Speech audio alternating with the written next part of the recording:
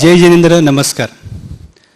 PM Shah foundation आणि वर्धिमान प्रतिष्ठान या दोघांच्या सहयोग या दोघांच्या सोबत मिळून डॉक्टर तुमच्या भेटीला हा कार्यक्रम आज आपण करतोय. या कार्यक्रमाचा विषय खूप महत्त्वाचा आहे. महिलांमधील कॅन्सर हा लवकर ओळखता येतो का? हो, 100% हो. मी डॉक्टर भूषण भळगट, कॅन्सर तज्ज्ञ, विमाननगर येथे कार्यरत आहे आणि कॉन्फिडेंटली एक 35 वर्षाचा डॉक्टर जर सांगू शकतो की येस, महिलांमधील कॅन्सर हा कॉन्फिडेंटली आपण ओळखू शकतो, तर कसा? तर मी सुरुवात करू इच्छिते एका स्टोरीने, म्हणजे माझ्या सख्या आजीच्या स्टोरीने. माझी आजी ही कॅन्सर पीडित आहे. तिला आतड्यांचं कॅन्सर होतं, पण त्याला झालेत आज 15 वर्ष. ती ठणठणीत आहे, जिवंत आहे आणि खातपेत आहे. तुम्ही विचार करत असाल कसं? डेफिनेटली त्यात एक खूप इम्पॉर्टंट कारण हे आहे की घरात डॉक्टर्स आहेत. आई वडील डॉक्टर आहेत, मी डॉक्टर होत होतो त्यावेळेस. मग ह्याचं एक्झॅक्टली मिनिंग काय आहे? डॉक्टर आहेत घरात म्हणजे काय? तर डॉक्टर घरात आहेत म्हणजे कॅन्सर लवकर ओळखता येतोय. मग आपल्या प्रत्येकाच्या घरात डॉक्टर्स आहेत का? नाही. तरीसुद्धा आपण कॅन्सर लवकर ओळखू शकतो. म्हणूनच आपण हा लेक्चर किंवा व्याख्यान हा ठेवला आहे की आज ह्या व्याख्यानाच्या शेवटी तुम्ही सगळे एक्झॅक्टली त्याच क्वालिटीने जे डॉक्टर्स कॅन्सर ओळखू शकता, तुम्हीही ओळखू शकता. कारण खूप सोप्या भाषेत हा लेक्चर मी ठेवलेला आहे. तर सुरू करूयात. कॅन्सर एक्झॅक्टली म्हणजे काय? कॅन्सर म्हणजे कुठली रक्ताची गुठळी का? नाही. कॅन्सर म्हणजे कुठे काही जखम झाली म्हणून कॅन्सर उद्भवतो का? नाही. कॅन्सर बेसिकली आतून तयार होतो, पण त्याला 2 भाग आहेत तयार होण्यामध्ये. एक आपले स्वतःचे जीन्स. आपल्या ज्या पेशी आहेत त्यामध्ये DNA असतो आणि DNA कुठेतरी डॅमेज ऑलरेडी असेल. ऑलरेडी डॅमेज्ड DNA हा एक खूप महत्त्वाचा फॅक्टर कॅन्सर जनरेशनमध्ये असतो. आणि सेकंड फॅक्टर म्हणजे एक्सटर्नल इम्पॅक्ट, म्हणजे बाहेरून आपल्याला जे इम्पॅक्ट्स होतात आपल्या सेलवरती, त्या आणि आपल्या ऑलरेडी DNA डिफेक्टमुळे जो कॉम्बिनेशन होतो त्यामुळे कॅन्सर होतो. हे लॉजिक खूप इम्पॉर्टंट आहे. का? तर मी एक उदाहरण देतो. आपले 2 मित्र असतात. एक मित्र अजिबात सिगरेट पित नाही आणि दुसरा मित्र रोज 15-20 सिगरेट पितो. आणि तिसरा असा एक मित्र आहे की जो महिन्यातून एखाद वेळेस सिगरेट पितो. आणि एक 10 वर्षांनंतर आपण बघतो की जो रोज सिगरेट प्यायचा, दिवसाला 10-10 सिगरेट प्यायचा, त्याला काहीच झालं नाही. आणि जो एखादी सिगरेट महिन्यातून प्यायचा त्याला कॅन्सर झाला. होऊ शकतं. आपण कॉमनली बघतो आणि तो विचारतो, यार मला का झालं? त्या मित्राला काहीच झालं नाही जो रोज पितोय 10-10 सिगरेट, आणि मलाच झालं का? तर त्याचं लॉजिक हे आहे, एक्सटर्नल इम्पॅक्ट म्हणजे सिगरेट ती दोघांमध्येही होती. क्वांटिटी डिफरंट होती, बट डेफिनेटली दोघांमध्ये इम्पॅक्ट होताच. फक्त फरक होता जीन्सचा, म्हणजे DNAचा. ज्याला कॅन्सर झाला त्याचा DNA ऑलरेडी डिफेक्टिव्ह होता. मग ऑलरेडी डिफेक्टिव्ह DNA असण्याचे 2 कारणं आहेत. एक तर आपली स्वतःची बॉडीची इम्युनिटी किंवा बॉडीची जीन्स, आणि second family history. Family history म्हणजे आपल्या पॅरेंट्सला किंवा ग्रँडपॅरेंट्सला, आईवडिलांना, आजोबांना, आजीला जर कॅन्सर असेल तर तो आपल्याला होण्याची शक्यता जास्त असते. 100% नसते, पण जास्त असते. तर एक तर फॅमिली हिस्ट्री आणि एक स्वतःचे जीन्स, हे आहेत इंटरनल फॅक्टर्स. आणि एक्सटर्नल फॅक्टर्स आर लाईक तंबाखू, दारू एक्सेट्रा. तर आपण हे फक्त मेल कॅन्सरबद्दल बोललो. तंबाखू आणि दारू जर इंडियन पॉप्युलेशनमध्ये बघितलं तर फिमेल्समध्ये हार्डली नाही आहे. लेस दॅन 0.5%च्या फिमेल्स, आपल्या इंडियन कल्चर्ड फिमेल्स असतात, they do not consume alcohol किंवा तंबाखू. तर मग त्यामध्ये काही स्पेसिफिक कारणं आहेत का? तर आपण ह्याच्याबद्दल चर्चा का करतोय? एक्झॅक्टली कोणालाही होऊ शकतो. आपण बघतो आमच्या शेजारच्या आजींना ब्रेस्टचा कॅन्सर झाला, स्तनाचा कॅन्सर झाला. ती तर काहीच व्यसनी नव्हती, ना मिश्री लावायची, ना सुपारी खायची, चहासुद्धा घ्यायची नाही, अक्षरशः तिथपर्यंत आपण बघतो. तरीसुद्धा तिला स्तनाचा कॅन्सर का झाला? मग त्याला काही कारणं आहेत का? जसं आपल्याला माहिती आहे, लिव्हर कॅन्सर हा दारूमुळे होतो, सगळ्यांना माहिती आहे. तोंडाचा किंवा जिभेचा कॅन्सर हा तंबाखूमुळे होतो. हे सगळे युज्युअली पुरुषांमधले कॅन्सर आहेत. मग महिलांमधल्या कॅन्सरमध्ये काही आहे का? तर येस आहे. म्हणूनच आपण आज इथे जमलो आहोत. पण ते फॅक्टर्स आपल्याला माहीत नाहीत. खूप कॉमन फॅक्टर्स आहेत, एस्पेशली यंग जनरेशन. जे एल्डर लोक आहेत त्यांच्या जनरेशन्समध्ये कॅन्सर होण्याचे प्रमाण जरी आत्ता आपल्याला दिसत असतील, पण इथून पुढे 10 ते 20 वर्षात यंग फिमेल्स 30, 35, 40मध्ये कॅन्सर दिसण्याच्या संभावना खूप जास्त आहेत आणि त्याच्यासाठी आपल्याकडे पुरवण कारणं आहेत आणि आपण ते डिस्कस करणार आहोत. सो फर्स्ट ऑफ ऑल, स्तनाचा कर्करोग म्हणजे ब्रेस्ट कॅन्सर ह्याचे काय कारण आहेत? टू सिम्प्लिफाय, ही एक लिस्ट खूप मोठी आहे, पण एकच गोष्ट मी सांगू इच्छिते. इस्ट्रोजन, आपण कोणी ऐकलं या हॉर्मोनबद्दल? हे हॉर्मोनचं नाव आहे. इस्ट्रोजनमुळे एक बाई असते आणि टेस्टोस्टेरॉनमुळे एक पुरुष असतो, पुरुषत्व किंवा बाह्यत्व जे आपण म्हणतो. तर बाई असते बिकॉज ऑफ इस्ट्रोजन हा हॉर्मोन प्रत्येक पाळीच्या वेळेस वाढतो आणि 15व्या दिवशी तो परत कमी व्हायला लागतो. तर जितके पिरियड्स येतील एखाद्या फिमेलला तेवढं इस्ट्रोजन बॉडीमध्ये वाढेल आणि तेवढं ब्रेस्ट कॅन्सर किंवा ओव्हरी कॅन्सरची संभावना वाढते. मग आता आपणच कॅल्क्युलेट करूयात की पाळी किती वेळेस कशी वाढू शकते, पाळीचं प्रमाण कसं वाढू शकतं. खूप सिंपल आहे. नॉर्मली मुलींना 10 ते 12व्या वर्षी पिरियड्स चालू होतात.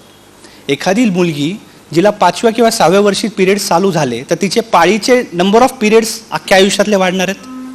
जेवढं तिचं आयुष्य त्यात नंबर ऑफ पिरियड्स वाढणार आहेत म्हणजे नंबर ऑफ इस्ट्रोजन वाढणार.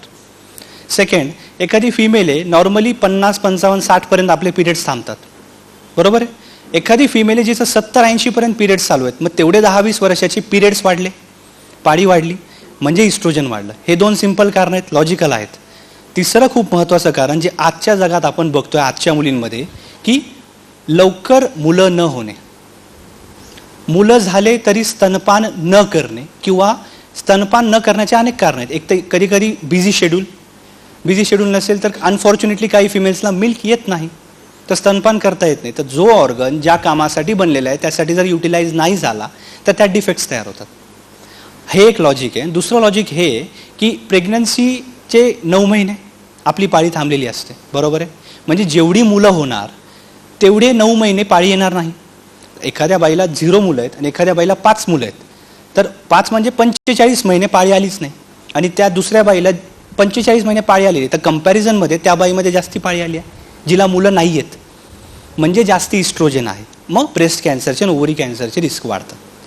तसंच स्तनपान करताना ते 5 ते 6 महिने परत पाळी येत नाही, बरोबर आहे.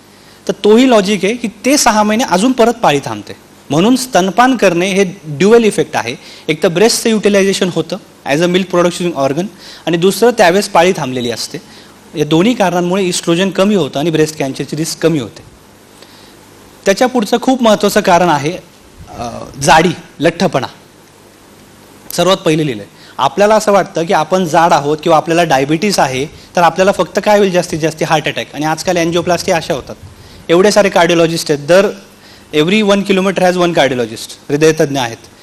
पटकन गेलं की एन्जिओग्राफी, एन्जिओप्लास्टी, जास्तीत जास्त तेवढंच होणार नाही. जाडीमुळे, डायबिटीसमुळे कॅन्सर डायरेक्टली रिलेटेड आहेत. युट्रस कॅन्सर, गर्भाशयाचा cancer, breast cancer, ovary cancer, हे तिन्ही कॅन्सर जाडीला रिलेटेड आहेत डायरेक्टली. असं नाही की त्याच्यामुळे ते होतं आणि त्याच्यामुळे नाही, जाडी आहे हे कॅन्सर होण्याची संभावना खूप जास्त आहे. ग्रीवेचा कर्करोग, ग्रीवा म्हणजे बऱ्याच लोकांना एखाद्याच माहीत नसेल, सर्विक्स म्हणजे गर्भाशयाचं मुख, जिथे ओपनिंग आहे त्याला ग्रीवा आपण मराठीत म्हणतो, इंग्लिशमध्ये सर्विक्स म्हणतो. 99% कॅन्सर HPV-मुळे होतात. आत्ता आपण रिसेंटली न्यूज वाचली आहे, सिरम इन्स्टिट्यूट ऑफ इंडियाने एक वॅक्सिन काढली आहे, सर्वावॅक. आपण वाचली की नाही न्यूजमध्ये? तर त्या वॅक्सिनबद्दल आपण नेक्स्ट स्लाइड्समध्ये बोलू. ती वॅक्सिन काय आहे तुम्हाला सांगतो. बट HPV म्हणजे ह्युमन पॅपिलोमा व्हायरस, हा एक व्हायरस आहे. हा व्हायरस कसा पसरतो? जर आपल्या रुटीन संबंधांपेक्षा जर आपण एक्स्ट्रा संबंध ठेवले, म्हणजे जास्ती पार्टनर्स ठेवले, तर तो इन्फेक्शन स्प्रेड होतो. HIV सारखाच हा दुसरा व्हायरस आहे, but not as strong as HIV, but HPV म्हणून व्हायरस आहे. सो इट ऑल्सो स्प्रेड्स, हा स्प्रेड होतो संबंधांमुळे. तर जास्ती संबंध ठेवले तर हा व्हायरस इन्फेक्ट होतो. तर हा इन्फेक्शन झाला तर एक साधारण इन्फेक्ट नंतर 10 वर्षांनी हा कॅन्सर होण्याची संभावना वाढते. सो ह्याचं तोड काय? बेसिकली बाकीचे रिझन्स पण ह्याच्याशी रिलेटेड आहेत. एकदा म्हणजे मोर दॅन 1 पार्टनर्स, जर बाकीचे इन्फेक्शन असेल संबंधामुळे येणारे तर त्याच्यासोबत हा इन्फेक्शन पण ॲडिशनल येतो. जर लहान वयात लग्न झालं असेल तरी सर्विक्स कॅन्सर होऊ शकतो. आता आपण मगाशी बोललो ब्रेस्ट कॅन्सरमध्ये जेवढे मुलं जास्ती तेवढी रिस्क कमी, इथे उलट आहे. जेवढे मुलं जास्ती तेवढी रिस्क जास्ती, कारण सर्विक्स हा ऑर्गन आहे जिथून बाळ बाहेर पडणार आहे. तिथे जर सारखं इरिटेशन झालं जास्ती, म्हणजे जर 4हून अधिक बाळ जर सर्व्हिक्स मार्गे बाहेर आले तर त्या सर्व्हिक्सला इरिटेशन होणार आणि त्यामुळे सर्व्हिक्स कॅन्सरची संभावना वाढते. म्हणून इंडियन गव्हर्नमेंटनी not only to reduce population कमी करण्यासाठी हम दो हमारे दो नाही, हे सगळे कारण आहेत. कमी मुलं पण नाही होऊ द्यायचे 0 or 1, पण 2पेक्षा जास्ती किंवा 3पेक्षा जास्ती होऊ नाही द्यायचे. याचे कारणं खूप विचार करून गव्हर्नमेंटने केलेले आहेत की कॅन्सरची संभावना पण वाढते कमी किंवा जास्ती असल्याने. धूम्रपान, बाकीच्या कॅन्सर, आपल्याला वाटतं धूम्रपानामुळे फक्त लंग कॅन्सर, फुफ्फुसांचा कॅन्सर किंवा तोंडाचा कॅन्सर होतो. नाही, डायरेक्ट रिलेशन आहे. धूम्रपानामुळे सर्व्हिक्सचा कॅन्सर होतो. रोगप्रतिकार शक्ती कमी असेल म्हणजे बेसिकली इन्फेक्शन्स होणार. इन्फेक्शन त्यातलं त्यात HPV हा इन्फेक्शन आहे. मग HPV झाला की बरोबर सर्व्हिक्स कॅन्सरचे रिस्क वाढतात. आणि कौटुंबिक इतिहास हे कॉमन आहे कुठल्याही कॅन्सरमध्ये. गर्भाशयाचा कर्करोग, आत्ता मी जस्ट बोललो जाडी, डायरेक्ट रिलेशन जाडीचा गर्भाशय. म्हणजे आम्ही OPD बसलो असेल, माझी कॅन्सर OPD आहे त्यामुळे माझ्याकडे स्ट्रेट फॉरवर्ड मला माहिती आहे हा पेशंट आहे तो कॅन्सरचाच आहे. युजली कॅन्सरचे पेशंट बायोप्सी करून CT स्कॅन करूनच आमच्यापर्यंत पोहोचतात.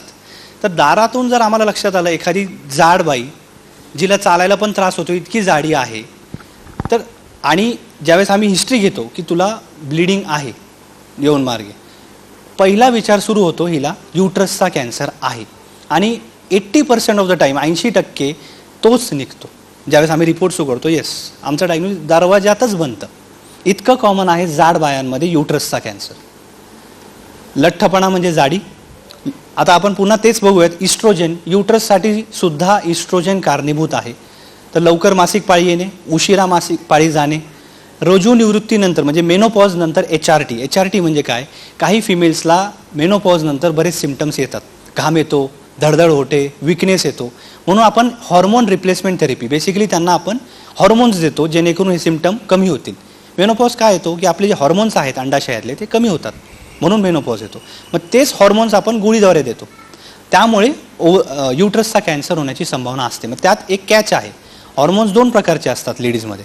त्यातला इस्ट्रोजन जर आपण नाही दिला, फक्त प्रोजेस्टेरॉन नावाचा हॉर्मोनची गोळी दिली तरी सिम्पटम्स कमी होतात आणि कॅन्सरची रिस्क होत नाही. म्हणून आपण ज्यावेळेस HRT कोणी जर घेत असेल तर आपल्या डॉक्टरांना किंवा गायनेकॉलॉजिस्टला विचारा आपले एक्झॅक्टली त्याच्यात हॉर्मोन्स कोणते त्या पिलमध्ये, एस्पेशली प्रेग्नन्सी नंतर. ह्याच्यात एक खूप इम्पॉर्टंट पॉईंट मी सांगू इच्छिते. काही यंग फिमेल्स पाळी चुकत असल्यामुळे किंवा पाळी पुढे मागे होत असल्यामुळे OC पिल्स घेतात, बरोबर आहे. तर OC पिल्स आणि HRTमध्ये फरक आहे. तर OC पिल्समुळे कॅन्सर होत नाही, 100% होत नाही, हे लक्षात घ्या. मिसकन्सेप्शन नको. हॉर्मोन्स जे पाळी बंद झाल्यानंतर म्हातारपणात ज्यावेळेस घेतले जातात त्यात कॅन्सरची रिस्क वाढते, OCPमुळे नाही. अंडाशयाचा कर्करोग, चौथा जो मोस्ट कॉमन कॅन्सर आहे फिमेल्समध्ये, त्याची कारणं आपण बघूयात. तर सेम इस्ट्रोजन, लवकर मासिक पाळी, उशिरा रोजनिवृत्ती, HRT, कधीही गरोदर राहिलं नाही, हे 4ही कारणांनी इस्ट्रोजन वाढतो. धूम्रपान. आता अंडाशयाच्या कॅन्सरमध्ये आणि ब्रेस्ट कॅन्सर हे 2 कॅन्सर असे आहेत की ज्यामध्ये फॅमिली हिस्ट्री खूप स्ट्रॉंग आहे. म्हणजे एक्झाम्पल सांगतो, एखाद्या फिमेलला जर ब्रेस्ट कॅन्सर होता, एका आईला ब्रेस्ट कॅन्सर होता 55 year old, 55 वर्षाच्या, तर तिच्याही आईला ब्रेस्ट कॅन्सर होता. तिच्या मुलींनी मला प्रश्न विचारला, सर आम्हाला किती रिस्क आहे ब्रेस्ट कॅन्सरची. म्हणलो यू डोंट, म्हणजे तुम्ही फक्त ब्रेस्ट कॅन्सरचा विचार करू नका. ब्रेस्ट आणि ओव्हरी कॅन्सर या दोन्ही कॅन्सरची रिस्क आपल्यामध्ये जास्ती असते, कारण ब्रेस्ट आणि ओव्हरी हे दोन्ही एकमेकांची खूप रिलेटेड कॅन्सर आहेत. त्यामुळे बऱ्याचदा यंग फिमेल्समध्ये, समजा एखादी फिमेल असेल 30-35 वर्षाची, अनफॉर्च्युनेटली तिला जर ब्रेस्ट कॅन्सर असेल, आम्ही सजेस्ट करतो, तुम्ही अँजेलिना जोलीबद्दल स्टोरी ऐकल्या, तिला एक ब्रेस्ट कॅन्सर होता, तिने दुसरी ब्रेस्ट आधीच काढून घेतली. का? रिस्क नको. आम्ही आधीच सजेस्ट करतो नॉट ओन्ली ब्रेस्ट, जर यंग फिमेल असेल दोन्ही ब्रेस्ट आणि ओव्हरीज, जर तुमचे फॅमिली प्लॅनिंग कंप्लीट झालेली असेल, मुलं बाळं कंप्लीट आहेत, तर तुम्ही ओव्हरीजसुद्धा काढा जर तुमची फॅमिली हिस्ट्री स्ट्रॉंग आहे. तर फॅमिली हिस्ट्री स्ट्रॉंग म्हणजे तुमच्या घरात आई, मावशी, आजी, रक्ताच्या रिलेशनमध्ये, सासूबाईच्या रिलेशनमध्ये नाही, आपल्या रक्ताच्या रिलेशनमध्ये जर ब्रेस्ट किंवा ओव्हरीची कॅन्सरची रिस्क आहे किंवा आहे, तर तुम्ही ओव्हरीज आणि ब्रेस्ट काढून घ्या, कारण तुमचं आयुष्य अजून खूप जायचं आहे, रिस्क खूप आहे. जे ऑलरेडी 70 वर्षाच्या आजी आहेत त्यांना ब्रेस्ट कॅन्सर झाला, त्यांना ओव्हरी कॅन्सर होण्याची रिस्क आहे, बट 20 वर्षात किती होणार आहे. पण ज्या 30 वर्षाच्या मुलीला अजून एक 60-70 वर्ष काढायचे आहेत, तिला रिस्क जास्ती आहे. म्हणून आम्ही ओव्हरी आणि ब्रेस्ट या दोघांना रिलेट करतो आणि आम्ही ॲडवाईस करतो.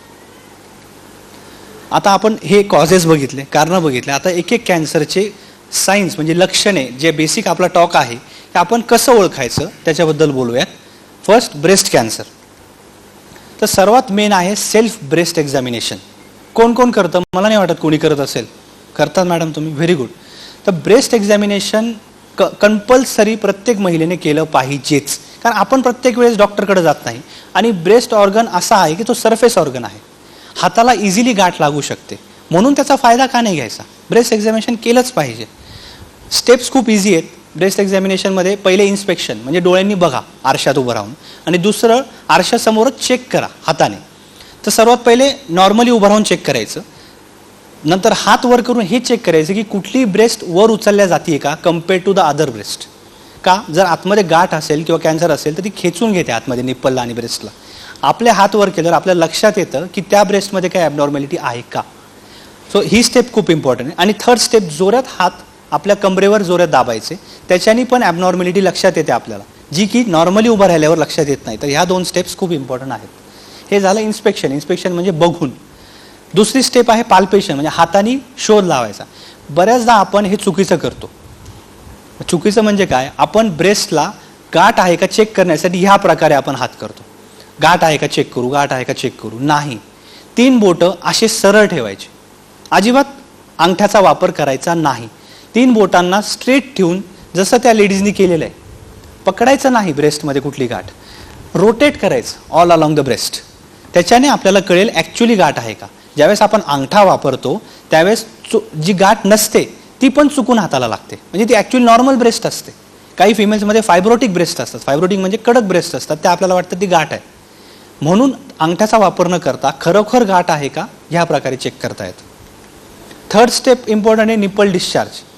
आपण गाठ जरी नसली, गाठ खूप छोटी असली तर हाताला लागत नाही, तर निप्पलला प्रेस करून बघायचं की कुठल्या रंगाचं कुठलं फ्लुइड येतं आहे का. त्या फ्लुइडचे कलर्स, त्याचे कॅरेक्टरिस्टिक मी सांगेल, पण हे निप्पल प्रेस करून बघणे खूप गरजेचं आहे की कुठला फ्लुइड येतं आहे का.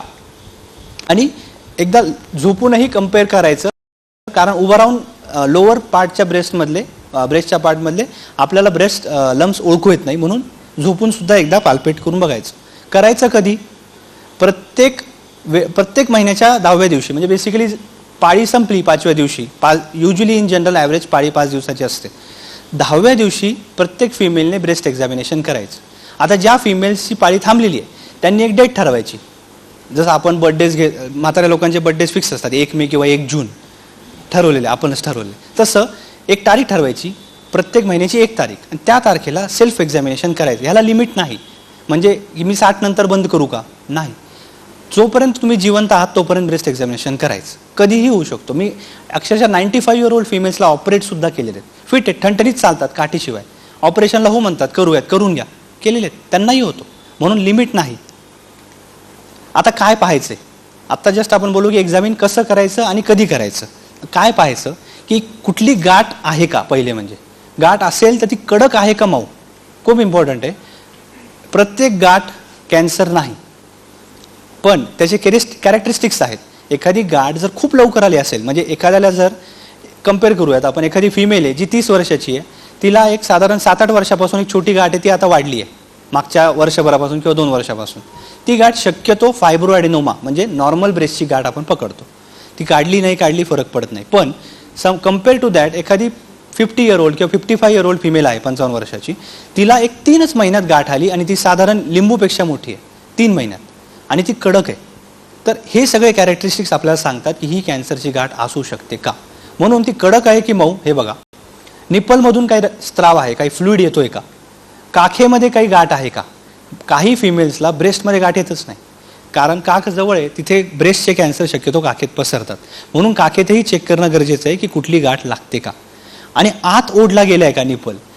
काही फिमेल्समध्ये लहानपणापासून निप्पल आत ओढलेला असतो, तो कॅन्सर नाही. पण ज्यांना आत्ता रिसेंटली किंवा ॲडल्टहूडमध्ये मुलं बाळ झाल्यानंतर किंवा आत्ता रिसेंटली 20, 22, 25 वर्षानंतर जे सुरू झालं आहे, निप्पल आत ओढला गेला आहे रिसेंट, त्यामध्ये शक्यता असू शकते की आतून एक गाठ निप्पलला आत ओढतीये. म्हणून हे एक इम्पॉर्टंट सिम्पटम आहे. निप्पल कसा आहे. आता तुम्ही आमच्याकडे कधी यायचं हे तर तुम्ही तपासताय स्वतः. आता कॅन्सर तज्ज्ञाला किंवा गायनेकॉलॉजिस्टला आपण शक्यतो फिमेल्स कम्फर्टेबल असतो की लेडीज गायनेकॉलॉजिस्टला आधी दाखवू, तर लेडीज गायनेकॉलॉजिस्टला दाखवा, तेही एक्सपर्ट असतात ह्याच्यात इनिशियली. तर त्यांना आपण कधी भेटावे. स्तन किंवा काखेमध्ये जर नवीन गाठ आढळली किंवा आधी असलेली गाठीची साईज वाढत चालली आहे आणि निप्पलमधून लाल, हिरवा किंवा पिवळा फ्लुइड येतोय, त्यातल्या त्यात लाल. खूप इम्पॉर्टंट आहे. हाताला गाठ जरी लागत नसली तरी लाल फ्लुइड जर असेल निप्पलमधून तर इमिजिएटली तुम्ही गायनेकॉलॉजिस्टला किंवा ऑन्कोलॉजिस्टला दाखवा. आत ओढले गेलेले निप्पल, हे चारही सिम्पटम इम्पॉर्टंट आहेत. आता हे झालं जनरल पब्लिकमध्ये. आपण बोलतोय लवकर कशी ओळखायची गाठ. तर एखाद्या फिमेलला, एखाद्या मुलीच्या आईला जर ब्रेस्ट कॅन्सर असेल किंवा ओव्हरी कॅन्सर असेल आणि तिने आम्हाला प्रश्न विचारला, सर आमच्यात रिस्क किती, तर ह्याचं उत्तर आहे BRCA. ह्याला आम्ही ब्राका टेस्ट म्हणतो. ही टेस्ट पहिले आईवर करायची. आई जर असेल तर आईवर करायची जिला कॅन्सर होता. जर तिची पॉझिटिव्ह असेल तर तिच्या रक्तात संबंधित म्हणजे तिच्या बहिणी, म्हणजे जी 55 वर्षाची बाई आहे तिची जी 30 वर्षाची मुलगी आमच्याकडे येते, सर आम्ही काय करू, तर तुझ्या मावशीची, तुझ्या आजीची आणि तुझी तिघांची BRCA टेस्ट करून घे जर मम्मीची पॉझिटिव्ह असेल तर. तर ही टेस्ट आपल्याला सांगू शकते रिस्क किती वाढते किंवा फॅमिलियल आहे का. समजा मम्मीचीच टेस्ट निगेटिव्ह असेल जिला कॅन्सर होता तर तुमची टेस्ट करायची गरज नाही. तुम्हाला रिस्क नॉर्मल रिस्क आहे, रिस्क असू शकते जी की तुझ्या मैत्रिणीला रिस्क आहे तेवढी रिस्क तुला आहे. तुझ्या मम्मीमुळे तुला काहीही रिस्क नाही जर मम्मीची टेस्ट नॉर्मल आहे. आणि सर्वात इम्पॉर्टंट मॅमोग्राफी. अर्ली कसं ओळखायचं, लवकर कसं ओळखायचं हे आपण करतच नाही. हे काय आहे, हे बेसिकली 2 ब्रेस्ट आहेत, स्तन आहेत, जे की 2 प्लेट्समध्ये, मेटलच्या प्लेट्समध्ये आपण कंप्रेस करून एक एक्सरे काढतो. मॅमोग्राफी म्हणजे एक्सरे. सिम्पल एक्सरे काढतो की नाही आपण छातीचा खोकला आल्यावर काढतो. कोविडमध्ये किती एक्सरे आणि किती CT स्कॅन केलेत आपण सगळ्यांचे. मॅमोग्राफी म्हणजे एक्सरे बेसिकली, फक्त तो ब्रेस्टचा आहे आणि ब्रेस्टला कंप्रेस केल्याशिवाय गाठ दिसत नाही एक्सरेमध्ये. म्हणून 2 मेटल प्लेट्सच्या मध्ये ब्रेस्टला कंप्रेस करून जी टेस्ट केली जाते त्याला मॅमोग्राफी म्हणतात. कधी करायची, तर हे स्क्रीनिंगबद्दल मी सांगितले. स्क्रीनिंग म्हणजे काय ते आपण पुढेही बोलणार आहोत. एखाद्या महिलेला काहीच नाही आहे, म्हणजे आत्ता सगळ्या महिला ज्या बसल्यात त्यांना एखाद्या वेळेस काहीच नाही आहे ब्रेस्टमध्ये, तर तुम्ही सगळ्यांनी जर तुमचं वय 35च्या वर असेल तर दरवर्षी मॅमोग्राफी करायचीच. काहीही नसेल तरी केलेली जी टेस्ट असते त्याला स्क्रीनिंग म्हणतात. स्क्रीनिंगबद्दल मी पुढे बोलणार आहे शेवटी. तर मॅमोग्राफी प्रत्येक 35 एजेड फिमेलनी वर्षातून एकदा करायची. अजून ज्यांना ब्रेस्टमध्ये लंप आहे, गाठ आहे किंवा ते मगाशी सांगितलेले सिम्पटम आहेत तर त्यांनी तातडीनं उद्या किंवा परवा जाऊन मॅमोग्राफी करायची. आणि हीच एक टेस्ट आहे जी आपल्याला लवकर सांगेल एक्झामिनेशन नंतर. ऑब्व्हियसली स्वतःचं examination is the best test. त्याच्यानंतर जी दुसरी टेस्ट आहे ती मॅमोग्राफी. ही टेस्ट सर्वात इम्पॉर्टंट आहे. हे होतं ब्रेस्ट कॅन्सर लवकर कसं ओळखायचं. आता ग्रीवा म्हणजे सर्विक्स, गर्भाशयाचं तोंड, याचं कॅन्सर कसं ओळखायचं. आता अनफॉर्च्युनेटली ब्रेस्ट हा सरफेस ऑर्गन आम्ही म्हणतो. सरफेस म्हणजे वरच्या वर आहे, हाताला लागतो, ओळखू शकतो. सर्विक्सला कसं पाल्पेट करणार आहे, नॉट पॉसिबल एव्हरी टाईम. तर त्याची लक्षणे काय आहेत बेसिकली, तर संबंधानंतर जर वेदना होत असतील, संबंधानंतर जर खूप रक्तस्राव होत असेल, हे नॉर्मल नाही. आपल्याला वाटत असेल हे नॉर्मल आहे तर no. Having pain after sex, having bleeding after sex is a early sign, एक लवकरचं लक्षण आहे सर्विक्स कॅन्सरचं. अंगावरून पांढरे जाणे, पण हे खूप इम्पॉर्टंट आहे, नॉर्मली नाही. खूप फिमेल्सला अंगावरून पांढरं जातं, रक्त जातं रुटीनली, पाळी असताना, पाळी व्यतिरिक्त पण ते नाही. पण जर खूप दिवसांपासून जात असेल, जे अँटीबायोटिक्स घेऊन सुद्धा कमी होत नाहीये किंवा गायनेकॉलॉजिस्टने सगळे उपाय करून बघितलेत, तर इमिजिएटली तुम्ही ऑन्कॉलॉजिस्टला कन्सल्ट करा. It could be a early sine, लवकर लक्षात येणारी साईन असेल सर्विक्स कॅन्सरची. घाबरून जाऊ नका. हे बघितलं म्हणजे, कारण हे खूप कॉमन आहे, अंगावरून पांढरं जाणं इज नॉट अनकॉमन. पण जर ते खूप दिवसांपासून असेल आणि सगळं ट्राय करून झालं असेल, सर्विक्स कॅन्सर चेक करायला हरकत नाही.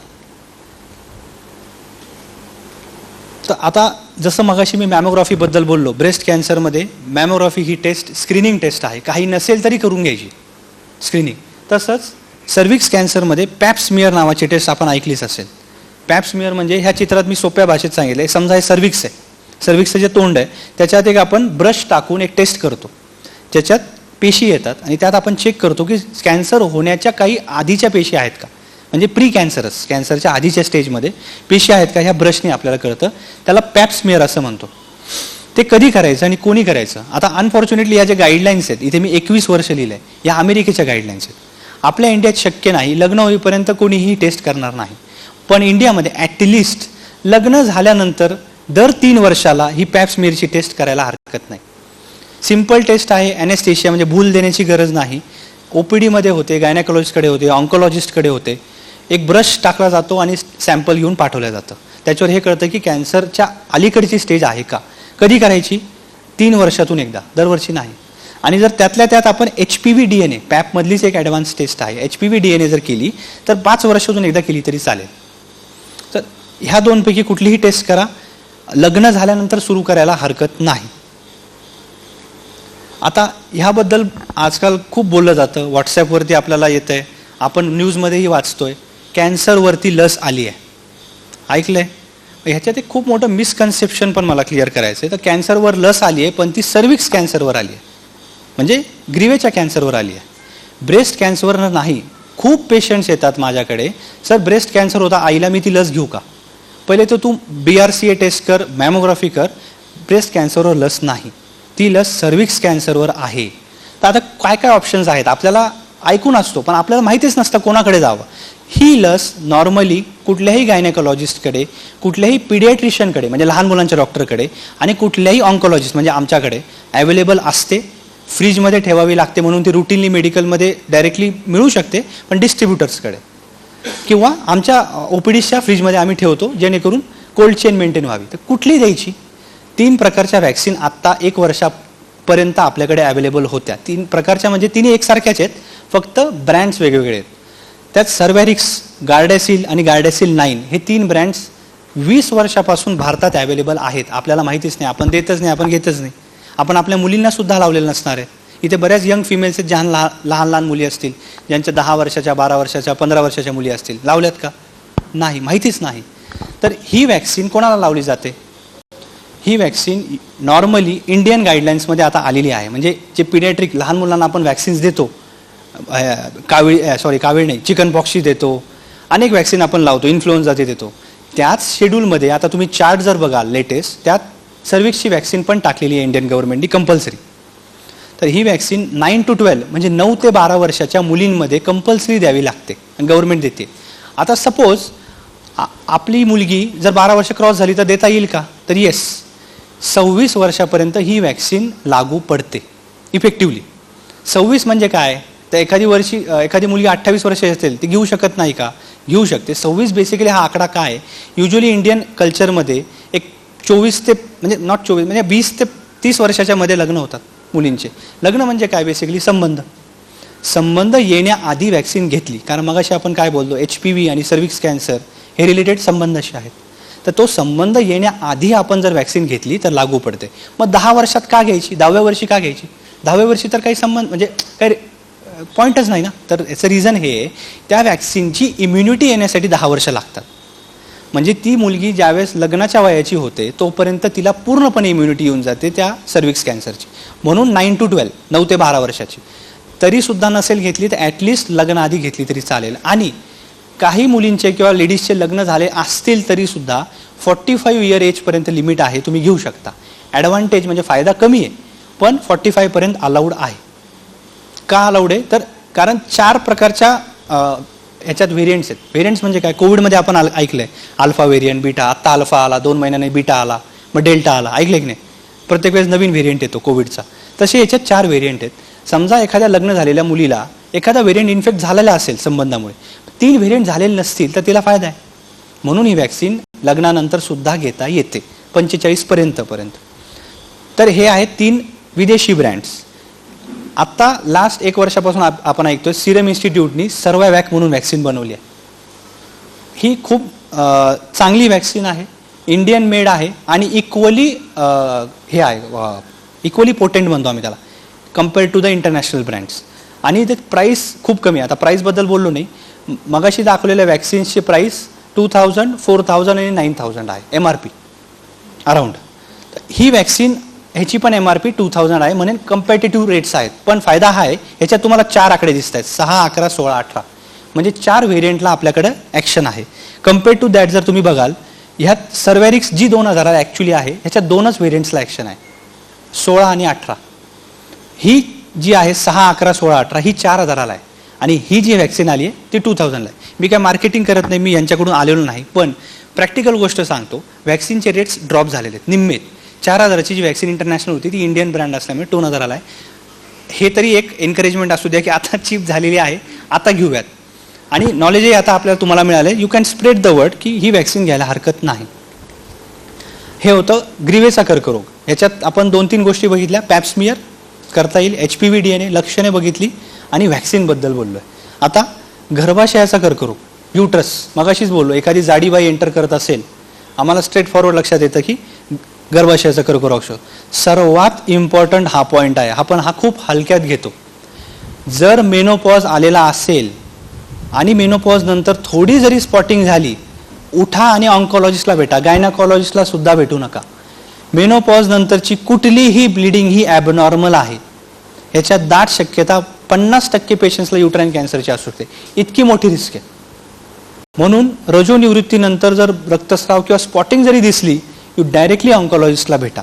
हा पहिला आणि लास्ट साईन आहे. फर्स्ट अँड लास्ट साईन म्हणजे काय, त्या स्पॉटिंगच्या आधी तुम्हाला कळणार सुद्धा नाही तुम्हाला युट्रस कॅन्सर होतं, आणि ती स्पॉटिंग नंतर जर तुम्ही वेळ घातला तर त्यानंतर तो हाताबाहेर गेलेला कॅन्सर असेल. म्हणून ती फर्स्ट आणि लास्ट साईन आहे की मेनोपॉज नंतर थोडी पण स्पॉटिंग असेल, you come direct to a oncologist. तर मधुमेह आणि लठ्ठपणा हे डायरेक्टली रिलेटेड आहेत, मगाशीपासून मी खूप वेळेस सांगितलंय. आता ह्याच्या चाचण्या काय करायच्या, समजा युट्रस कॅन्सर आपल्याला वाटतोय की स्पॉटिंग आहे आणि आपण ऑन्कॉलॉजिस्टकडे जाण्याआधी काय करावं, तर एक सोनोग्राफी करा आणि क्युरेट आहे, समजा गायनेकॉलॉजिस्टकडून तुम्ही गर्भाशय क्लीन करून घेतला, त्याला आपण क्युरिटीन म्हणतो साध्या भाषेत, गावात क्युरिटीन म्हणतात, ॲक्च्युली त्याचं प्रोनाउन्सिएशन क्युरेटाज आहे. ते करून घेतलं तर आपल्याकडे 100% प्रूफ राहतं आणि मग आपण ऑन्कॉलॉजिस्टला भेटू शकतो. युट्रस कॅन्सरमध्ये लवकर ओळखण्याची एकच साईन आहे, ती मी आत्ताच सांगितली, बाकी काहीही लक्षणं नाहीत. आणि सर्वात अवघड कॅन्सर ओळखण्यासाठी मी सिक्वेन्समध्ये गेलो आहे. सर्वात सोपा कॅन्सर ओळखण्यासाठी ब्रेस्ट, कारण हाताला लागते, लवकर ओळखू येते. दुसरा ग्रीवेचा, कारण त्याच्यात आपल्याकडे टेस्ट आहेत, व्हॅक्सिन्स आहेत.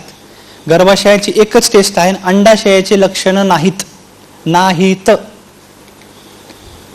खूप अवघड. कसं का, तर अंडाशय हा पोटाच्या आतला ऑर्गन आहे, ग्रीवा म्हणजे सर्विक्स, त्यातल्या त्यात ब्लिडिंग झाली तर लक्षात येईल. गर्भाशयात काही प्रॉब्लेम असेल तर ब्लिडिंगनी लक्षात येईल. अंडाशयाचं काय, अंडाशयामध्ये ब्लिडिंग होत नाही, अंडाशयामध्ये हाताला लागत नाही, मग कसं. अनफॉर्च्युनेटली माझ्याच रिलेटिव्समध्ये माझ्या पप्पांची मामी होती. मी त्यावेळेस MBBS करत होतो आणि MBBS करण्याआधी माझ्या आजीला पोटाचा कॅन्सर झाला होता, आतड्यांचा, आणि पप्पांच्या मामीला अंडाशयाचा झाला होता. अनफॉर्च्युनेटली अंडाशयाचा कॅन्सर डायग्नोज करणं खूप अवघड असल्यामुळे मामी नाही राहिल्या, पण आजी आहे. तुम्ही बघताय आतड्यांचा कॅन्सर ॲग्रेसिव्ह जरी असला तरी तो लवकर ओळखता. अंडाशयाचा पण घरात डॉक्टर्स आहोत की आम्ही, पण तो ओळखताच नाही येत. प्रॉब्लेमच तो आहे की आत असल्यामुळे ओळखताच नाही आला, म्हणून तो लाईट स्टेजमध्ये सापडला आणि त्यामुळे तो खूप अवघड गेला मामींना. का अवघड काय की आपले सिम्पटम्स काय असतात, लक्षणे खूप जनरल लक्षणं आहेत. ओव्हरी कॅन्सरच्या पेशंटचे सिम्पटम्स आहेत ॲसिडिटी. आता सांगा इथे बसलेल्या लोकांमध्ये की कोणाला ॲसिडिटी आजपर्यंत कधीच झाली नाही, कोणीच नाही. तो माझा लहान मुलगा 2 वर्षाचा, तो सोडला तर सगळ्यांना ॲसिडिटी झाली असणार आहे, बरोबर आहे. ॲसिडिटी, पोट फुगणे, जेवण केल्यास पोट लवकर भरणे, हे रोज होतं आहे आपल्याला. ज्यांना स्ट्रेस आहे, ज्यांना कामाची लोड आहे, हे सगळे सिम्पटम रोज आहेत. मग कसं ओळखायचं, तर का, तर ओव्हरी जोपर्यंत मोठी होत नाही, एवढी मोठी होत नाही की आतड्यांवरती दाब येत नाही, तोपर्यंत आपल्याला आतड्यांचे ज्यावेळेस सिम्पटम येतात, आतड्यांचे सिम्पटम म्हणजे हेच ॲसिडिटी, पोट भरत नाही, भूक लागत नाही, तोपर्यंत आपल्याला ओव्हरी कॅन्सर कळतच नाही. अशी गंमत आहे. म्हणून हे कॅन्सर ओळखणं खूप अवघड आहे. मग त्याच्यात उपाय काय, सतर्क राहणे हेच उपाय आहे. हे टेस्ट म्हणजे आपण काय उद्या चालून आता सगळ्यांनी एंडोस्कोपी करावी का, नाही. पण जर रिपीटेडली ॲसिडिटी होत असेल, रिपीटेडली सिम्पटम होत असेल, तर एक सोनोग्राफी करून घ्यायची. बेसिकली एक स्ट्रेंज केस OPDमध्ये आली होती, जिमशी रिलेटेड आहे, मी सांगतो. एक 27 वर्षाची अनमॅरिड, लग्न न झालेली मुलगी, आर्किटेक्ट, खूप हुशार. आर्किटेक्ट म्हणजे असं नाही की गावातून आली म्हणून तिला ओळखता नाही आला, आर्किटेक्ट होती. तिला सिम्पल पोट फुगत होतं, तिला वाटलं ती जाड होत चाललंय, वाटणार. तिने जिम लावलं. तिने 6 महिने जिम केल्यावर सुद्धा तिला वाटलं की नाही हे कमी होत नाही, आपण अजून काहीतरी करू. तिने डाएट मॉडिफिकेशन केले, नाही. मग एकही दिवशी तिला पोट दुखायला लागलं म्हणून तिने सोनोग्राफी केली. पोट फुगलं म्हणून केलीच नाही अजूनपर्यंत, जिम आणि डाएटच चाललं होतं. पोट दुखायला सोनोग्राफी केली. साधारण एक 15 ते 17 किलोचा ओव्हरियनचा मास होता, तो आम्ही काढला. अनफॉर्च्युनेटली तो कॅन्सरचा मास होता, साधा मास नव्हता. आणि कॅन्सरचा मास असल्यावर आम्हाला खूप प्रॉब्लेम्स येतात अनमॅरिड फिमेलमध्ये, कारण फक्त ती ओव्हरी काढून चालत नाही, दुसरी ओव्हरी आणि गर्भाशय पण काढावा लागतो. आता सांगा अनमॅरिड फिमेल काय करणार? तिला रिस्क घ्यावी लागली. तिला तिची ओव्हरी आम्ही आधी एक साईडची काढली, तिला क्रायोप्रिझर्वेशन म्हणजे पलीकडच्या अंडाशयातले जे आपल्या पेशी असतात बाळ निर्माण करण्यासाठीच्या, त्याला आपण एम्ब्रिओ हे म्हणतो, सेल्स म्हणतो आपल्या पेशी, त्यांना काढल्या गायनाकॉलॉजिस्टनी, त्या प्रिझर्व केल्या. आम्ही अपोजिट साईडची ओव्हरी काढली, तिला पूर्ण किमोथेरपी दिली. त्या सेल्सचं ज्याच्या कोणासोबत जे लग्न झालं ते सेल्स आणि त्याचे सेल्स मॅच करून तिचं IVF आपण खूप ऐकतो आजकाल, वंधत्वाची ट्रीटमेंट आहे IVF, त्या पद्धतीने तिच्या युट्रसमध्ये तो एम्ब्रिओ आपण इम्प्लांट केला. ती प्रेग्नन्सी कंप्लीट केल्यानंतर तिचा युट्रस पहिल्या बाळानंतरच काढला. काय करणार आहे? लक्षातच येत नाही ओव्हरी कॅन्सर. मग आता चाचण्या काय? CA-125 आणि सोनोग्राफी. पण हे खूप सेन्सिटिव्ह नाही. CA-125 खूप कारणांमुळे वाढतो. नॉर्मल ओव्हरियन गाठींमध्ये पण CA-125 वाढतो, प्रेग्नन्सीमध्ये पण वाढतो, ट्युबरक्युलोसिस TB मध्ये पण वाढतो. पण तरीसुद्धा ॲटलिस्ट CA-125 आपण रुटीन हेल्थ चेकअप खूप करतोय आजकाल सगळ्यांची मुलं IT कंपनीत आहेत, त्यांनाकडे इन्शुरन्स असतात, आईवडिलांचीही टेस्ट त्याच्यात होतात. आपण कोलेस्ट्रॉल करतो, मग हे का नाही करायचं? हेही टेस्ट करून घ्यायला हरकत नाही. कोलेस्ट्रॉलसोबत चुकून वाढून आलं लगेच दाखवा ना. गाठ येण्याआधी किंवा गाठ छोटी असताना CA-125 वाढलेला असेल, पटकन सोनोग्राफी CT स्कॅन झालं, लक्षात येईल, लवकर लक्षात येईल. म्हणून आजकाल हेल्थ इन्शुरन्सेसमध्ये हे ॲड करायला हरकत नाही. नसेल इन्शुरन्समध्ये तरीसुद्धा तुम्ही करून घ्या तुमचे पैसे घालून, पण ही टेस्ट वर्षातून एकदा करायला हरकत नाही. गाईडलाईन्समध्ये नाही बरं का, पुस्तकात हे दिलेलं नाही. पण आता आपल्याकडे दुसरा उपाय नाही ओव्हरी कॅन्सरमध्ये, करून घ्या. आणि एक बेसिक सोनोग्राफी. आणि हे ॲड पॉईंट मी केलं आहे की बऱ्याचदा आपण गायनेकॉलॉजिस्टकडे जातो, ओल्ड फिमेल असतात, एजेड फिमेल, प्रोलॅप्स म्हणजे अंग बाहेर येतं म्हणून आपण पिशवी खालच्या खाली काढून घेतो. नको बाबा पोटावर चीर, खालच्या खाली काढून घेतलेली पिशवी वाईट नाही, पण त्यात काय होतं, अंडाशय काढणं थोडं अवघड असतं म्हणून बरेचसे गायनेकॉलॉजिस्ट किंवा सर्जन्स फक्त पिशवी काढून घेतात. जर एखादी एजेड फिमेल आहे, जिला ऑलरेडी पाळी बंद झालेली आहे, म्हणजे ओव्हरीचं काम संपलेलं आहे, तुम्ही काढा ना ओव्हरीज, पण काय फरक पडतो? कशाला रिस्क ठेवता? तुम्ही युट्रस काढण्याचं ऑपरेशन करताय, बेशुद्ध होताय, 2 दिवस हॉस्पिटलमध्ये राहताय, सोबत ओव्हरी काढायला सांगा, सर आम्हाला ओव्हरीज नको. आणि ते स्वतःहून सांगा डॉक्टर, कारण बऱ्याचदा ह्या प्रकारचे जे ऑपरेशन असतात, जे खालून डिसेंडिंग वजानोस्टेक्टॉमी केलेले जातात, खालून काढतात टाके नको म्हणून, त्यात ओव्हरीज काढत नाही. ते एक लक्ष ठेवायला हरकत नाही. आता मी मगाशी स्क्रीनिंगबद्दल बोललो. स्क्रीनिंग म्हणजे काही नसताना सुद्धा आपण केलेले टेस्ट म्हणजे स्क्रीनिंग.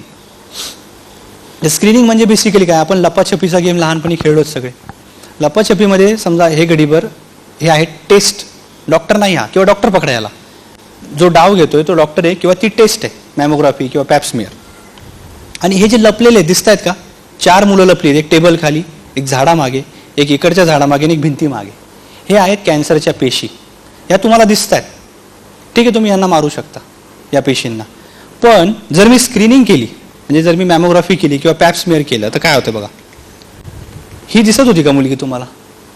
नाही, ही होती, पण ही तुम्हाला दिसत नव्हती. ती तुम्हाला धप्पा केला असता, धप्पा म्हणजे कॅन्सर झाला असता त्या पेशीतून. म्हणून स्क्रीनिंग करणं म्हणजे पडदा काढणे, स्क्रीन काढणे. ही स्क्रीन आहे, स्क्रीन काढणे म्हणजे स्क्रीनिंग, म्हणजे मॅमोग्राफी पॅप्समियर करून आपल्याला ह्या पेशीबद्दल लक्षात येतं किंवा त्या छोट्या गाठीबद्दल लक्षात येतं, आणि मग आपण त्या पेशींवरती मात करू शकतो. म्हणून स्क्रीनिंग इम्पॉर्टंट आहे. अनफॉर्च्युनेटली फक्त ब्रेस्ट आणि सर्विक्स कॅन्सरमध्ये स्क्रीनिंग अवेलेबल आहे. युट्रस म्हणजे गर्भाशय आणि अंडाशयाच्या कॅन्सरमध्ये स्क्रीनिंग अजून नाही. आता हे होतं बेसिकली कॅन्सरची लक्षणे, कॅन्सरची स्क्रीनिंग. पण एक खूप कॉमन, मला एक अजून 2-3 पॉईंट ॲड करू इच्छिते. आपला टॉक संपत आलेला आहे, तर काही पॉईंट्स मला ॲड करायचे जे पेशंट आम्हाला खूप कॉमनली विचारतात, जे आपल्याला माहीत नसतात. कॅन्सरच्या स्टेजेस खूप कन्फ्युजन होतं. सर मी स्टेज 4 आहे का? आल्याच पहिलेच घाबरून जातात, सर मी लास्ट स्टेजला आहे का? नाही. कसं ओळखायचं? आपल्या कुठल्याही कॅन्सरमध्ये 4 स्टेज असतात, स्टेज 1, 2, 3 आणि 4. पण जनरल पब्लिकसाठी मी सांगू इच्छिते, आपण 3 स्टेजमध्येच पकडूयात. आता हे काय आहे? हे नॉर्मल आपल्या बॉडीमधले अवयव आहेत. हे फुफ्फुस आहेत 2, ओळखू येतात. हे लिव्हर आहे ब्राऊन कलरचं, हे आतड आहेत, ते जाऊ द्या. आता अर्ली स्टेज म्हणजे लवकर ओळखता येणारी स्टेज. हे लाल रंगाचा बिंदू दिसतोय, तर हा बिंदू फक्त आतड्यांच्या आत आहे, दिसतोय क्लिअरली. हा जर एका ऑर्गनच्या आत असेल तर त्याला अर्ली स्टेज म्हणतो, म्हणजे लवकर ओळखली गेलेली स्टेज. लोकली ॲडव्हान्स स्टेज म्हणजे काय की हा बिंदू मोठा झाला बघा, म्हणजे कॅन्सर त्या अवयवासोबत आजूबाजूच्या अवयवांमध्ये घुसला. याला म्हणतो आपण लोकली ॲडव्हान्स, म्हणजे स्टेज 2 किंवा 3. आमच्यासाठी ती ॲज अ डॉक्टर्स आम्ही 2 किंवा 3 मध्ये ते आम्ही मोडू शकतो प्रॉपर गाईडलाईन्सप्रमाणे. जनरल पब्लिकसाठी ही लोकली ॲडव्हान्स स्टेज तुम्ही धरू शकता, म्हणजे 2 किंवा 3 मध्ये आहात. आणि मेटास्टॅटिक म्हणजे स्टेज 4 म्हणजे काय, हे बिंदू फुफ्फुसापर्यंत पोहोचले. ह्याचा आणि ह्याचा दूरपर्यंत संबंध आहे का, नाही. मग ते रक्तावाटे गेलेत. मग ज्यावेळेस एकाहून जास्ती अवयव असेल पण तो दूरचा अवयव असेल तर त्याला स्टेज 4 किंवा मेटास्टॅटिक स्टेज म्हणतो. नुसता एकच अवयव असेल तर अर्ली, आणि एकाहून जास्ती अवयव पण आजूबाजूचेच आहेत म्हणजे मधली स्टेज, म्हणजे 2 आणि 3. 4 स्टेज आहेत, त्याच्याबद्दल मी तुम्हाला सिम्प्लिफाय करून सांगितले. आता लास्ट टॉक पॉईंट म्हणजे ट्रीटमेंट ऑप्शन. आपण एवढं सगळं ऐकलं, हे असे असे लक्षणं असतात, असं असं ओळखू शकतो, ह्या टेस्ट आहेत. ट्रीटमेंट ऑप्शनबद्दल आपल्याला थोडंसं माहिती नसते, किंवा माहिती असेल तरी त्याचा अर्थ माहीत नसतो, किंवा काय ऑप्शन्स आहेत ते माहीत नसतं. तर बेसिकली 3 ट्रीटमेंट ऑप्शन आहेत. एक म्हणजे सर्जरी, शस्त्रक्रिया म्हणजे सर्जरी, हे सगळ्यांना माहिती आहे. बऱ्याच कॅन्सर्समध्ये सर्जरी आपण करतो. काही पेशंट्स घाबरतात, काही हो म्हणतात चला सर्जरीने काढून घ्या म्हणजे आम्हाला गाठ लागणार नाही. तर हे जे 4 कॅन्सर आपण बोललो त्यात कॉमनली ब्रेस्ट कॅन्सरमध्ये आम्हाला हा प्रश्न विचारला जातो, सर माझं पूर्ण स्तन काढणार का. एस्पेशली यंग फिमेल्स, ज्या मुली 30, 40, 45, 50 वर्षाच्या आहेत, त्यांना भीती असते की ब्रेस्ट काढल्यावर मी कशी दिसेल. तर हा प्रश्न सुटलेला आहे 10-15 वर्षापासून, प्लास्टिक सर्जरीची इन्व्हॉल्वमेंट झाल्यापासून, की आपण फक्त ती गाठ काढली आणि काठीतल्या गाठी काढल्या तरी चालतात, ब्रेस्ट आपण वाचवू शकतो. आणि जरी कॅन्सर खूप मोठा असेल ज्याच्यात पूर्ण ब्रेस्ट काढावी लागली तरी अख्खी ब्रेस्ट आपण रिकन्स्ट्रक्ट म्हणजे बनवू शकतो. म्हणून त्याला आपण ब्रेस्ट कन्झर्वेशन सर्जरी म्हणतो किंवा रिकन्स्ट्रक्शन म्हणतो, ऑन्को रिकन्स्ट्रक्शन. हा ऑप्शन आल्यामुळे ब्रेस्ट वाचवणे हा प्रकार अवेलेबल आहे. त्याला घाबरू नये की माझी पूर्ण ब्रेस्ट जाईल का.